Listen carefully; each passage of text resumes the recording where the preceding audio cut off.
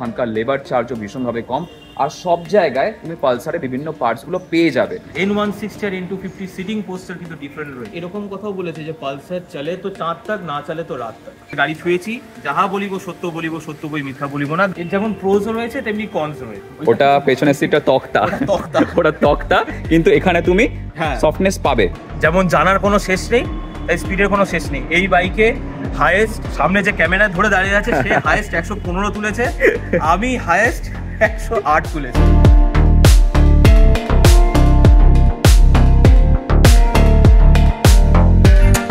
তো বন্ধু, তোমাদের সবাইকে জানাই স্বাগত আবার একটা নতুন ব্লগে। সাধারণত তোমরা যারা আমার চ্যানেলের রেগুলার বেসিসের ভিউয়ার তারা জানবে যে আমি যখন ঘুরতে যাই বিভিন্ন জায়গায় তখন আমার KTM অ্যাডভেঞ্চার 250 নিয়ে যাই, আর আমার সঙ্গে থাকে হচ্ছে সৌরভ ওর পালসার N250 নিয়ে। তো এর আগে বহুবার তোমরা বিভিন্ন ভিডিওতে কমেন্ট বক্সে বা ইনস্টাগ্রামে আমাকে জিজ্ঞাসা করেছো যে দাদা পালসার N250-র ওপর একটা ডিটেল ভিডিও বানাও, পালসার N250 আর 160 দুটোর মধ্যে কোনটা বেটার হবে। আজকের ব্লগে আমি তোমাদের সঙ্গে শেয়ার করবো যে পালসার N250 2024-এ দাঁড়িয়ে কতটা ভ্যালু ফর মানি। তো চলো সরাসরি ওনারের সঙ্গে কথা বলা যাক। তো ভিডিও শুরু করার আগেই সৌরভের নতুন টি শার্টটা আমার আজকে বেশ পছন্দ হয়েছে, দেখলে হবে খরচা আছে। অবশ্যই খরচা তো করছি। তোর যে পালসার N250টা রয়েছে ওটা তুই কতদিন হলো চালাচ্ছিস? 11 মাস হয়ে গেছে, পরের মাসে 1 বছর কমপ্লিট হবে। তো মানে জাস্ট 1 বছর হতে চলেছে। 1 বছর হতে চলেছে। এর মধ্যে কত কিলোমিটার চলেছে? গাড়ি আমার এর মধ্যে চলেছে 16,208 কিলোমিটার টু বি প্রিসাইজ। ওকে, হ্যাঁ 16,000। 16,000 1 বছরও হয়নি এখনো। কারণ এটাই আমার প্রাইমারি, এটাই আমার সেকেন্ডারি, সব একটাই বাইক। মানে বলা যায় এটাই কমিউটিং, এটাই টুরিং, এটাই সব। তো সব জায়গায় এটা নিয়ে বেরিয়ে পড়ি, ইভেন বাজার করতে গিয়েও এই বাইক যায়। আচ্ছা আচ্ছা। তো এখানে আমি একটা ছোট্ট কথা জিজ্ঞাসা করতে চাই, যেহেতু তুই এক্ষুনি বললি যে আমি এই গাড়িটা নিয়েই সব জায়গায় যাই এদিক ওদিক, তো ফার্স্ট যে কোশ্চেন, মাইলেজ কত পাস? আচ্ছা, এটা সবারই কোয়েশ্চেন থাকে, ইভেন তোর ভিডিওতেও এই কোয়েশ্চেনগুলো আমি পেয়েছি। গাড়ি ছুঁয়েছি, যাহা বলিব সত্য বলিব, সত্য বই মিথ্যা বলিব না। গাড়ি আমি 46 মাইলেজ পেয়েছি। তোমরা ইভেন আমাদের পেউলটি ব্লগেও দেখতে পারো, সেখানে অর্পণ কিন্তু দেখিয়েছিল যে আমার গাড়িতে 46 মাইলেজ আছে। তার পিছনে অনেক কিছু কারণ আছে বা অনেক কিছু মেনটেনেন্স আছে। ওই যে প্রথমে শুরুতেই কথা হলো না, দেখলে হবে খরচা। এক্স্যাক্টলি। এই 46 মাইলেজ পেতে গিয়ে তাও আমি 80 প্লাসে আমি 46 অব্দি মাইলেজ পেয়েছি। আচ্ছা, এবার যদি অ্যাভারেজে আসি, সিটিতে আমি পাই 40 প্লাস বা অনেক সময় 41 প্লাসও পেয়েছি। ওকে। আর হাইওয়েতে আমি 43 প্লাস পেয়েছি। আচ্ছা, এই যে 46 বলছি বা 45 বলছি অন আ ফার্ন অ্যাপার্ট, এগুলো আমি 5টা রাইডে যদি যাই তার মাঝখানে 2টো রাইডে আমি পেয়েছি এইরকম টাইপ। মানে অল টাইম আমি পাই না। মিটার কনসোলে যেটা দেখায় তার চেয়ে 2-3 কমিয়ে ধরতে হয়। মানে 46 দেখালে ওটা ধরে নেওয়া হয় 42 কি 43 পেয়েছি। ওকে, এবার সেটা চালানোর উপর ডিপেন্ড করে, বডি ওয়েট, গাড়ির মেইনটেনেন্স, সমস্ত কিছু। ওয়েট থাকলে তার উপর ডিপেন্ড করে, রাস্তার কন্ডিশনের উপর ডিপেন্ড করে, তুমি কতটা ক্লাচ ধরছো, কতবার ব্রেক ধরছো, তুমি ইঞ্জিন অয়েল কি কোয়ালিটি দিচ্ছ, লুব্রিকেন্টস কখন কখন ইউজ করছো, আর গাড়ি কিভাবে মেইনটেইন করছো, এগুলোর উপর কিন্তু ডিপেন্ড করে তোমার মাইলেজ। যারা অর্পণের সাথে আমাকে চেনো তারা ভালো মতো জানো যে আমার এর আগে ছিল হর্লি সার্ভিস সেন্টারে সার্ভিসিং থাকে, সেগুলো হয়ে যাওয়ার পর মানে বাইরে থেকেই আমি এক্সটার্নাল মোবিল ইউজ করি, যেমন সেটা হয়ে গেল মতুল, ক্যাস্ট্রল, মোবিল বলে একটা কোম্পানি আছে। এই বাইকের ক্ষেত্রেও আমি তাই করি। আমার প্রত্যেকটা সার্ভিসিং এর ক্ষেত্রেও আমি গিয়ে বলেছি যে মোবিলটা রেখে দেবেন, মোবিলটা আমি বাইরে থেকে চেঞ্জ করাবো। এই ইদানিং আমি এই লাস্ট দুটো সার্ভিসিং এ আমি মতুল ইউজ করেছি, তার আগে আমি ক্যাস্ট্রল পাওয়ার 1 আলটিমেট ইউজ করি। আমি এইটা বলবো পারফরম্যান্স বেশি ভালো লাগছে। ক্যাস্ট্রল পাওয়ার 1 আলটিমেটে আমার লঞ্জিভিটিটা বেশি দিয়েছে। আচ্ছা, কিন্তু মতুলে আমার কোয়ালিটিটা বেশি ভালো দিয়েছে। ওটা কি ফুল সিনথেটিক ছিল? দুটোই ফুল সিনথেটিক ছিল। ওকে, বাইকের ইঞ্জিন আর পারফরম্যান্স নিয়ে যেহেতু কথা হচ্ছে, এখানে একটা ছোট্ট প্রশ্ন করতে চাই, সেটা হচ্ছে ইঞ্জিন অয়েলের সঙ্গে কি অ্যাডিটিভ ইউজ করিস? অবশ্যই আমি রেকমেন্ড করব ইউজ করার জন্য ইঞ্জিন অয়েল অ্যাডিটিভ। আমি নিজেও ইউজ করি। প্রত্যেকবার নতুন ইঞ্জিন অয়েল যখন আমি ঢালি আমি তার সাথে ইঞ্জিন অয়েল অ্যাডিটিভ ইউজ করি। সেটা উডের হয়, অনেক সময় সেটা 3M এর হয়, অনেক সময় সেটা ওয়্যাক্স পোলের হয়। বাট আমি যেটা মেইনলি ঢালি সেটা হচ্ছে উডের আর 3M এর, কারণ 3Mটা অনেক সময় অনলাইনে তোমরা পেয়ে যাবে, আর উডেরটা তোমরা যে কোনো দোকানেই তোমরা পেয়ে যাবে। কাজটা কি, এই ইঞ্জিন অয়েলের যে ফিল্মটা থাকে বা ওর যে লঞ্জিভিটিটা থাকে ওটাকে সহজে ব্রেক হতে দেয় না। আচ্ছা, আমাকে একটা জিনিস বল, এটা কি এরকম কোনো ব্যাপার আছে যেটা 250cc সেগমেন্টের বাইকে দেওয়া যায়, তার নিচে দেওয়া যায় না, বা এর ওপরে দেওয়া যায়, এরকম কোনো ব্যাপার আছে? এরকম কোনো ব্যাপার নেই। নতুন ইঞ্জিন অয়েল যখন ভরছো তুমি নতুন ইঞ্জিন অয়েলের সাথে ইঞ্জিন অয়েল অ্যাডিটিভ দিতেই পারো। সেটা লিকুইমলির মস 2ও হতে পারে, আবার সেটা ওয়্যাক্স পোল হতে পারে, আবার সেটা 3Mও হতে পারে। সেটা যে কোনো সিসির বাইকেও দেওয়া যায়। বাট তোমাকে যখন দোকানে ভিড় থাকে, অনেকে কিনতে যায় যে দাদা আমাকে ইঞ্জিন অয়েল অ্যাডিটিভ দাও, গায়ে ভালো করে পড়ে নেবে যে ওটা ইঞ্জিন অয়েল অ্যাডিটিভ লেখা আছে কিনা। কারণ ভুল করে অনেকে পেট্রোল অয়েল অ্যাডিটিভও ঢেলে দিয়েছে, যেটা পেট্রোল ট্যাঙ্কের ভিতর। ওটা হচ্ছে অকটেন বুস্টার। অকটেন বুস্টার, ঠিক আছে না? অকটেন বুস্টার বললে ভুল হবে। পেট্রোল না, অনেক সময় এরকম হয় যে অ্যাডিটিভ চাইতে গেল দোকান থেকে অকটেন বুস্টার হাতে ধরিয়ে দিল। অনেক সময় হয় এটা। কিন্তু ওইটা যারা ইউজ করবে তাদের ক্ষেত্রে আমি বলে দিই, তোমার গাড়ি যদি 50,000 কিলোমিটারের নিচে আছে তাহলে ওটা এখন ইউজ করার কোনো দরকার নেই। তোমার গাড়ি অনেক ভালো হেলদি অবস্থায় রয়েছে, গাড়ি বয়স হলো তখন তুমি ওটা দিলে তখন ওটা ভালো। ভিডিও চলার মাঝখানে একটু ছোট্ট করে তোমাদের একটা কথা বলার রয়েছে, সেটা হচ্ছে আশপাশে কিন্তু কনস্ট্রাকশন বিভিন্ন জায়গায় কাজ চলছে, তো একটু সিমেন্ট কাটা, প্লাস্টিক কাটা, এই সমস্ত আওয়াজ টুকটাক আসছে, সেগুলো একটু ইগনোর করে নাও, কারণ এগুলোকে আমি অ্যাভয়েড করতে পারবো না চাইলেও। রাজারহাট নিউটনের মতন জায়গা, বুঝতেই পারছো কনস্ট্রাকশনের কাজ সবসময় লেগেই থাকে, তার উপর প্লেন যাচ্ছে, আর এটা কি তো ঠিক আছে, ব্যাক টু দ্য পয়েন্ট। আচ্ছা, এ তো গেল হচ্ছে পারফরমেন্সের ব্যাপার। এরপর আমি একটা জিনিস জিজ্ঞাসা করবো, তুই যে একটু আগে শুরুতেই বলেছিস বা আমার সঙ্গে বিভিন্ন জায়গায় গেছিস, সেটা 500 কিলোমিটার রেঞ্জে হোক বা 300 হোক, বিভিন্ন জায়গায় মানে একদিনের গোটা রাইড, নাইট রাইড, কমফোর্ট কতটা N250 তে? দেখ, টু বি অনেস্ট, এই বাইকটা আমি কিনেছি বা আমি ওন করছি বলে শুধু ভালো দিকই আছে, খারাপ দিক নেই, এটা আমি কখনোই বলবো না। নিশ্চয়ই নিশ্চয়ই, ঠিক আছে। এর যেমন প্রোজও রয়েছে তেমনি কনস রয়েছে। রিসেন্টলি পুরী গেছিলাম, যেটা তোমরা সবাই ভিডিওতে দেখেছো। সত্যি বলতে গেলে আমি শব্দটা ইউজ করতে চাইছি না, বাট পেছনে খুব ব্যথা করছিল, কারণ আমরা ননস্টপ চালিয়েছি, প্লাস আমার পিঠে ল্যাপটপের ব্যাগ ছিল, আমাদের সিটে ব্যাগ বাঁধা ছিল, তো আমাদের কাছে বসার জায়গাটা কম ছিল। এটা কিন্তু জেল সিট, ভিতরে কোনো কুশনিং নেই, কিচ্ছু নেই, এটা জেল সিট। পিলিয়নের ক্ষেত্রে আমি যেটা পেয়েছি, আমি অনেক পজিটিভ রিভিউ পেয়েছি। আমি তো অনেক সময় পিলিয়ন নিয়ে যাই, বাবাকেও বসিয়েছি, মাও বসেছে, ইভেন আরো অনেকজন বসেছে, অর্পণও বসেছে, নিজেও বসেছিস। তো পিলিয়ন নিয়ে আমি বলবো তাদের রিভিউ কিন্তু আমি পজিটিভ রিভিউ, বিশেষ করে এইটার জন্য। যেমন অর্পণ, তুইও বলতে পারবি যে তুই যখন এই বাইকে বসেছিস তুই পিছনে সেরকম হার্ডনেসটা ফিল পাসনি। রাদার দ্যান দ্যাট, ওকে, ওটা পেছনের সিটটা তক্তা, ওটা তক্তা, কিন্তু এখানে তুমি সফটনেস পাবে। এটা দুটোই জেল সিট এবং স্প্লিট সিট, আর যেহেতু এই একটা স্ট্রাকচার রয়েছে, মানে আমি জানি না জিনিসটা কি, আমাকে জানতে হবে এটা কি কারণে দেয়। এটা হচ্ছে এক, তোমার সামনে যে বসছে তার এটা কোমর একটা ব্যাক সাপোর্টের জন্য থাকে, ওকে, যেটা কাটা সিটে পাওয়া যায়। গোটা সিট যেটা হয়, এর আগে আমি একটা দেখেছিলাম হচ্ছে N150 নতুন যেটা এসছে বাজারে, ওটা কিন্তু গোটা সিট, ওটা কাটা সিট নয়, তো সেখানে এই সাপোর্টটা নেই। সেকেন্ডলি, যদি পুরুষ কেউ বসে পেছনে, তার সুবিধা। যাই হোক, রাইডিং এর মাঝে মাঝে যেরকম হল্ট নিতে হয়, সেরকম হল্ট নেওয়ার সময় আমাদের বাঙালিদের স্বভাব যেটা থাকে, লেট দ্য মিউজিক প্লে, এইসব থাকে, তো সেটা থাকে। কিন্তু কোমরে পেন বা সেটা অনেকদিন ধরে চলে যাচ্ছে, আমার প্রচন্ড ব্যথা, আমাকে ডাক্তারখানা যেতে হচ্ছে, সেরকম কিছু নেই। তবে হ্যাঁ, তুমি 300 আপ ওপরে গেলে এই সিটে, রাইডার সিটে, তোমার কষ্ট হতে পারে। এরপর আমি একটা কোশ্চেনে আসবো, সেটা হচ্ছে বাইকের স্পিড। একটা 250 সিসি সেগমেন্টের বাইক, যেখানে অনেকেই চাইবে যে একটু স্পিড, তো সেই রিলেটেড কিছু কি বলবি? যেমন জানার কোনো শেষ নেই, স্পিডের কোনো শেষ নেই। এই বাইকে হাইয়েস্ট, সামনে যে ক্যামেরা ধরে দাঁড়িয়ে আছে সে হাইয়েস্ট 115 তুলেছে, আমি হাইয়েস্ট 108 তুলেছি। নিজের বাইক স্বাভাবিক অত স্পিড তুলতে পারি না, বাট হ্যাঁ, খাতায় কলমে এটা 150 টাচ করে। সেটা আমি অনেকের ভিডিওতে দেখেছি, 148 পর্যন্ত দেখেছি, 148 পর্যন্ত যায়, 150 টাচ করে। হ্যাঁ, সেখানে অনেকের প্রশ্ন আছে যে 6 গিয়ারের কি দরকার, এটা 6 গিয়ারের দরকার কি? তবে আমি বলবো 5th গিয়ারে ওঠার পর তোমার মনে হবে না যে 6 গিয়ারে এটা দরকার, ইটস মোর দ্যান এনাফ। না, আমার যেটা হাইওয়েতে ফিল হয়েছে, বাইকটায় যদি 6 গিয়ার থাকতো, আমি যেটা 90 থেকে 110 ক্রস করতে পারছি, সেটা 6 গিয়ার থাকলে জাস্ট আন্দাজা লাগালো। সেটা কোম্পানি যখন 5th গিয়ার দিয়েছে, অবশ্যই কিছু একটা, হ্যাঁ, ওরা অবশ্যই ভেবেচিন্তে দিয়েছে। নিজে আমি চালিয়েছি, আমি অর্পণের সাথে সাথে ক্রুজ করেছি, আমি অন্য রাইডারদের সাথেও ক্রুজ করেছি, আমি 89, তার বেশি আমি যাইনি। তো সুতরাং বলবো, আমার কাছে কোনো রকম যে একটা ল্যাগিং ফিল বাইকে আমি পাই,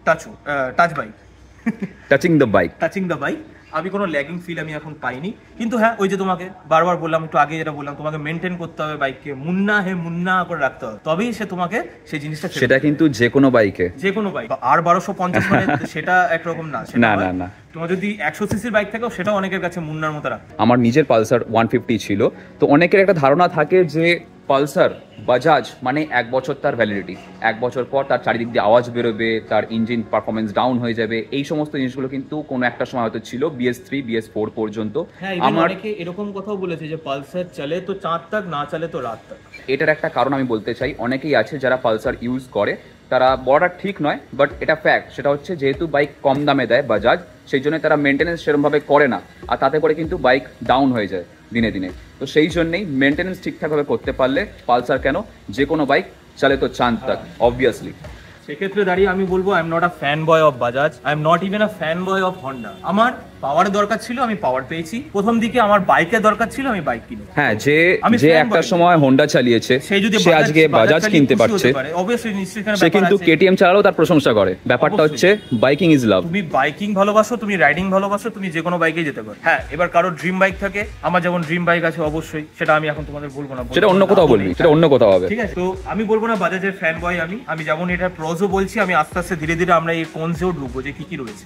ওকে ওকে, ডেফিনেটলি। আচ্ছা, এত ভালো ভালো প্রশংসা তো বাইকের ব্যাপারে শুনলাম, এবার 1 বছর চালানোর পর তোর খামতি কি লাগছে বাইকটার পিছনে? খামতি, আই হ্যাভ হ্যান্ডফুলস অফ খামতি। তো ফার্স্ট অফ অল, কোম্পানি যেটা দেয়নি USD, company could have given a USD. মানছি 2 লাখ টাকা দাম, বাট তাও company could have provided a USD. হ্যাঁ, যেখানে এনএসএ দিয়েছে, এনএসএ দিয়েছে, আর এনএস ইজ আ লেজেন্ড। সেখানে দাঁড়িয়ে আমি এনএস এর সাথে N250 আমি পার্থক্য করতেই চাই, বাট এনএসএ যখন দিতে পারছো ওই একটা ডিজাইনে, তো তুমি N250 তে কেন দিতে পারছো না? সেকেন্ড, খামতি বলবো না, এটা একটা আমি বলবো যে একটা চোখে দেখার একটা ব্যাপার থাকে। N160 আর N250 একটা লেম্যানের ক্ষেত্রে দুটোই সেম বাইক, যতক্ষণ না সে ওই স্টিকারটা আর সাইলেন্সারটা দেখতে পাচ্ছে, সাইলেন্সার আর ইন্ডিকেটরটা দেখতে পাচ্ছ। আর একটা পয়েন্ট এখানে বলি, N160 আর N250 এর মধ্যে সিটিং পোস্টার কিন্তু ডিফারেন্ট রয়েছে। কেউ যদি এসে কমেন্টে এরকম বলো যে না দাদা আপনি ভুল জানেন, আমরা কিন্তু দুটোতেই বসে দেখিয়েছি, দুটোতেও চালিয়ে দেখেছি, N160 আর N250 সিটিং পোস্টার কিন্তু ডিফারেন্ট রয়েছে। এটা স্লাইড ঝুঁকে বসতে হয়, ডাউন শেপ। এটা it's more a sporty nature রয়েছে বাইকটার মধ্যে, একটা স্পোর্টি অ্যাঙ্গেল রয়েছে। একটা ছোট্ট এক্সাম্পল আমি এখানে দিতে চাই, সেটা হচ্ছে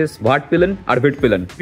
খানিকটা ওই রকম বলা যেতে পারে, এর মধ্যে পার্থক্য আছে। যদি একটা লেম্যান যদি 160 আর N250 দেখে দুটো পাশাপাশি, তারা দুটোই বলবে দুটোই তো সেম বাইক, বাট বাইক দুটোর মধ্যে পার্থক্য রয়েছে। এবার খামতির আরেকটা কথা আমি বলি, কোম্পানি যখন 250 সিসি পাওয়ার দিচ্ছে, কোম্পানি 140 সেগমেন্টের রেডিয়াল টায়ার দিতে পারতো, যেটা কোম্পানি দেয়। Cost cutting bro, cost cutting. I am very much unsatisfied about this tire. First of all, TVS Euro Grip আমি একদমই পছন্দ করি না। MRF দিতে পারতো, অন্য অ্যাপোলো দিতে পারতো, আইদার অন্য কোনো কোম্পানি দিতে পারতো। বাট হোয়াই পাংচার কভার হয়েছে ভাই, সবার আমি পাংচার খেয়েছি। তাও আবার স্টেপলারের যে এইটুকু পিন থাকে, সেটা তো আমি বাইক পাংচার খেয়েছি। আমি দেখাতে পারবো পিছন দিকে বাইকে আমার এখনো 5খানা পাংচার রয়েছে। আর যেটা প্রশ্ন হচ্ছে চেন, সবাই জানে যে পালসারের চেনে আওয়াজ হয়। এইটা 500 কিলোমিটার পর পর চেনটা মানে লুজ হয়ে যায়।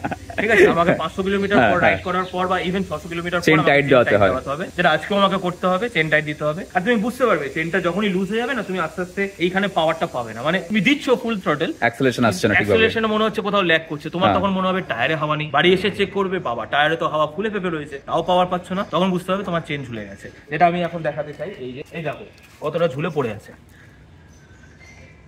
মানে মানুষের ক্যারিয়ার এতটা ঝোলে না যতটা চেন ঝুলে গেছে। আর একটা প্রবলেম বলতে পারবো, সেটা হচ্ছে লেগ গার্ড নিয়ে। এইটুকু লেগ গার্ড, মানে আমাদের হাত এইটুকু জাস্ট এক বিগত নয়, তার চেয়েও ছোট ছিল। এইটুকু লেগ গার্ড দেয়, ওটা বাঁচাবে না ভাই। ওটার পরে গিয়ে আমি এই ক্র্যাশ গার্ড লাগাতে হয়েছে আমাকে, যেটা আমরা পরে আরো ভিডিওতে ডিটেলসে বলবো যে কি কি আছে কি না আছে। সেটা সবটা একটা ভিডিওতে রাখা পসিবল নয়। হ্যাঁ, কিন্তু আমি বলছি যে এই প্রবলেমগুলো রয়েছে। আর দ্বিতীয়ত হচ্ছে যে আয়না, হন্ডা অ্যাক্টিভা স্কুটির আয়নার রড। এটা আরে 250 সিসি দিচ্ছ, কিছু তো আলাদা রাখো। 160 250 সব এক করে দিচ্ছ, খালি ইন্ডিকেটর আর সাইলেন্সার আলাদা। আরে ভাই কেটিএম বাজাজ সবই একই, কেটিএম এর কাছ থেকে আয়নাটা ধার নিতে পারতিস। এখন বাজাজ ডমিনারের যে আয়নাটা দেয়, সেই আয়নার যে অ্যালয় থাকে, সেই অ্যালয়ের সেম 390 তে আসছে, ডিউক 390 নতুন, যেটা নতুন। তো এখানে আয়না বা ইউএসডি সাসপেনশন টুকটাক কিছু মাইনার চেঞ্জ করতেই পারতো বাজাজ চাইলে। সেটা হয়তো N250 সেকেন্ড জেনারেশন যখন আসবে তখন হয়তো করলো। N250 যদি আর সেকেন্ড জেনারেশন বেরোয়, তবে এটা পালসার সেগমেন্টের সবথেকে হাইয়েস্ট সেগমেন্ট এখন অবধি, যদি NS400 লঞ্চ না করে তো। কিন্তু পালসার সেগমেন্টের এটা 250 হায়ার সেগমেন্ট, এর পরে Dominar is a different segment. এইটার মধ্যে ভিশন আমি খুব ভালো দেখতে পাই, অনেকটা লং ভিশন থাকে। কিন্তু এই যে এইটুকু একটা পাতলা একটা রড দিয়েছে, একটা স্কুটির আয়নার মতো, সেখানে দাঁড়িয়ে কি হয়, যখন 3rd গিয়ার থেকে 4th গিয়ারে আমি গিয়ার চেঞ্জ করি, তখন ভাইব্রেশন হয়, খুব ভালো মতো ভাইব্রেশন হয়। ধরে আছে এইটুকু একটা জিনিস, তো সেটার একটা না, লেগ ডে স্কিপ করলে এরকমই হাল হয়। ডমিনার 250 আয়নাটাই বসিয়ে দিতে পারতো। বাজাজ চাইলে বাইকটার পেছনে আরো অনেক কাজ করতে পারতো, এটা সেটা আপগ্রেড করতে পারতো, যার মধ্যে একটা হচ্ছে সাসপেনশন, এর মিরর, আরো অনেক কিছু রয়েছে, টায়ার, এটা সেটা, সেগুলো করেনি জাস্ট ফর কস্ট কাটিং। কারণেই N250 প্রাইস অনেক কম, 2 লাখের আন্ডারে তুমি একটা 250 সিসি বাইক পাচ্ছ, যেটা আর কেউ দেবে না, যেটা কেউ দিচ্ছে না বাজাজ ছাড়া। যার কারণে এই বাইকটা কেনা, কারণ আমি পাচ্ছি পাওয়ার, আমার দরকার ছিলই পাওয়ার, আর কমফর্টের আমি পাওয়ার পেয়েছি, আমি পাওয়ার নিয়েছি। এবার লাস্ট অ্যান্ড ফরমোস্ট যেটা হচ্ছে কনস আমার লেগেছে, কমিউটিং সেগমেন্টের বাইক এটা আমি মানলাম, কিন্তু এতে আমরা হাইওয়ে ট্যুরও করেছি, আর তোমরা ভিডিওতে দেখেওছো যে এটা কতটা সাথে সাথে যায়। আমরা রেস করি না, কিন্তু সেখানে দাঁড়িয়ে যদি আমার কোনো রাস্তায় 100 স্পিড লিমিট থাকে এবং সেখানে আমাদের 85 প্লাস তুলতে হচ্ছে, তখন সেখানে আমি একটা স্লাইড ভাইব্রেশন নোট করতে পারছি। এই ফুট রেস, আমার এই জায়গাটা থ্রটলটা ভাইব্রেট করছে না, ভাইব্রেট করছে আমার ফুট পেগে, ইভেন ইঞ্জিন অয়েল চেঞ্জ করার পর। Last but not the least, এবার আমি জানতে চাই যে 1 বছর হয়ে যাওয়ার পর তুই অডিয়েন্সে কি ভার্ডিক্ট দিবি পালসার N250 আজকের দিনে দাঁড়িয়ে 2024-এ নেওয়াটা কি বুদ্ধিমানের কাজ হবে কি না? যেহেতু আমি 20,000 কিলোমিটারের কাছাকাছি চালিয়ে ফেলেছি আর এতগুলো মেনটেনেন্স আছে, এতগুলো জিনিসপত্র আমি লাগিয়েছি, সেই ব্যাপারে একটা অন্য ভিডিওতে তোমাদের বলবো। আমি বলবো কেউ যদি 250cc সেগমেন্ট নিতে চাও within in a budget and কেউ যদি ফিল করতে চাও যে পাওয়ার কি প্লাস কমফর্ট কি, they can go for Pulsar N250 because ফার্স্টেই বললাম এটা পালসারের হাইয়েস্ট সেগমেন্ট, এর মধ্যে পাওয়ার আছে, এর মধ্যে সেই একটা ম্যানুভার করতে পারবে ট্রাফিকের মধ্যে, প্লাস এটা হাইওয়েতেও তোমাকে কিন্তু একটা গুড এক্সপিরিয়েন্স দেবে। কিন্তু কেউ যদি মনে করো যে না আমার 250cc দরকার নেই, আমার মাইলেজের দরকার আছে, আমার আরো বেশি মাইলেজের দরকার আছে, they can go for N160 or 150 or 150 N150 ও রয়েছে। N250 ইজ তাদের জন্যই মেইনলি যারা একটুখানি স্পোর্ট প্লাস টুরিং প্লাস একটু পাওয়ার চাই। মাইলেজটা যদি একটু কনসিডার করতে পারো তাহলে Pulsar N250 would be a great choice for upcoming days. সাধারণত অন্যান্য যে সমস্ত বাইকগুলো হয় 250cc সেগমেন্টের মধ্যে, সেখানে আমি নিজে যেমন একটা 250cc বাইক হোল্ড করি, আমার KTM অ্যাডভেঞ্চার 250 রয়েছে। এই ধরনের বাইকগুলোতে কি হয়, মেনটেনেন্স চার্জটা একটু বেশি হয়, কারণ ওখানে রেডিয়েটার থাকে, কুলেন্ট থাকে, আরও অনেক কিছু থাকে, যার জন্য মেনটেনেন্সটা একটু বেশি হয়। আর তারপর KTM এর বাইক মানে বুঝতেই পারছো, KTM এর মেনটেনেন্স চার্জ একটু বেশি হয়, যার উপর আমি অলরেডি অনেক ভিডিও বানিয়েছি, যদি না দেখে থাকো তাহলে দেখে নিও। তো সেই দিক থেকে দেখতে গেলে পালসারে বা বাজাজে কিন্তু মেনটেনেন্স চার্জ অনেক কম, ওখানকার লেবার চার্জও ভীষণভাবে কম, আর সব জায়গায় তুমি পালসারে বিভিন্ন পার্টসগুলো পেয়ে যাবে। মানে কখনো তোমাকে ওয়েট করতে হবে না যে দাদা আজকে এটা নেই কালকে আসো বা 1 মাস পর আসো, বা ওয়েটিংয়ের ব্যাপারটা থাকে না। যেহেতু পালসার N250 বা N160, আমি N160 বলবো কারণ N160 সবচেয়ে বেশি বিক্রি হয়েছে এই মুহূর্তে ইন্ডিয়াতে, তো ইজিলি পার্টস কিন্তু অ্যাভেলেবেল। আর N160-র 90% পার্টস N250-তেও কিন্তু ফিট হয়ে যায়, কারণ বাইক দুটো তোমরা দেখলেই বুঝতে পারবে যে আইডেন্টি করা যায় না যে কোনটা কি N150, 160 নাকি 250 কোনটা আসছে। এছাড়া বাইকের মধ্যে দেখো অনেক রকম জিনিস কিন্তু লাগানো রয়েছে চারিদিকে, মডিফিকেশনস আর আপগ্রেড কি কি করেছে না করেছে সমস্ত কিছুর উপর ডিটেল ব্লগ খুব শীঘ্রই আসবে। না দেখলে হবে, খরচা আছে। তার জন্য তোমাদের কি করতে হবে, তোমাদের ভিডিওটাকে লাইক করতে হবে, চ্যানেলটাকে সাবস্ক্রাইব করতে হবে, আর পাশের বেল আইকনটাকে একবার প্রেস করতে হবে। আজকে আমার হয়ে সৌরভই বলে দিয়েছে, তো ভিডিও ভালো লাগলে লাইক করে দিও, চ্যানেলটাকে সাবস্ক্রাইব করে দিও, পাশে বেল আইকনটা অবশ্যই বাজিয়ে দাও। আর তোমাদের মতামত যদি কিছু থেকে থাকে রিগার্ডিং দিস বাইক তাহলে সেটা কমেন্টে জানাতে পারো। আর তোমরা কোন বাইক ইউজ করছো সেটা সম্বন্ধে যদি কোনো কোয়ারিজ থাকে বা হোয়াট এভার যা কিছু থাক মনের মধ্যে, সব কিছুই কমেন্ট বক্সে জানাও। সবার কমেন্টে কিন্তু গুরুত্ব দিয়ে আমি তার রিপ্লাই দেবো। তো চলো আজকের মতন এই অবধি, দেখা হচ্ছে খুব শীঘ্রই তোমাদের সঙ্গে আবার পরের ভিডিওতে। Till then stay safe, take care, চলো বাই বাই বাই। তুই যেখানে কাজ করছিস সেখানে তুই যে তোর ওপিনিয়নটা দিবি বা যে তোর ভার্ডিক্টটা দিবি সেটা ডিপেন্ড করে হচ্ছে তুই কতদিন কাজ করছিস। তুই যদি 1 বছর কাজ করিস অবশ্যই সেই তোর ওপিনিয়নের উপর তোর একটা ওয়েট রয়েছে না, এই কারণেই 1 বছরের পর এই ভিডিওটা করা। একটা বাইক কিনেই বা শোরুমে গিয়ে দেখেই সেটা ব্যাপারে 1000 ঘন্টা কথা বলে দিলাম যে হ্যাঁ এটার এই ভালো ওটার ওই ভালো, চালালাম খানিকক্ষণের জন্য, তো সেটা করাটা খুব একটা আমার মনে হয় না যে ন্যাচারাল লাগে ব্যাপারটাকে। আমি এই বাইকটা নিজে চালিয়েছি, যারা তোমরা আমার চ্যানেলের রেগুলার ভিউয়ার তারা জানবে যে আমি বাইকটা অনেকটাই চালিয়েছি বিভিন্নভাবে বিভিন্ন জায়গায়, উইথ পিলিয়ন উইদাউট পিলিয়ন, বিভিন্ন রকম এক্সপিরিয়েন্স আমার রয়েছে। তো তার উপরে ভিত্তি করে কিন্তু আমি কথাগুলো বললাম আজকে ভিডিও যা যা বলেছি। আর এছাড়া আমার কখনো নিজের পার্সোনালি মনে হয়নি যে বাইকটা কোথাও গিয়ে পাওয়ার ল্যাক করছে বা কিছু। অনেকের একটা ধারণা থাকতে পারে যে বাজাজ পালসার কি আর এমন ভাগাবে, KTM এর সঙ্গে করে পাল্লা দেবে। আমি নিজে দিনের শেষে পালসারই বিক্রি হয়, অ্যাজ আ হন্ডা ইউজার আমি বলছি দিনের শেষে পালসারই বিক্রি হয়। ওটাই। তো ঠিক আছে আজকের মতন এই অবধি, চলো বাই, দেখা হচ্ছে খুব শীঘ্রই নেক্সট ব্লগে। বাই।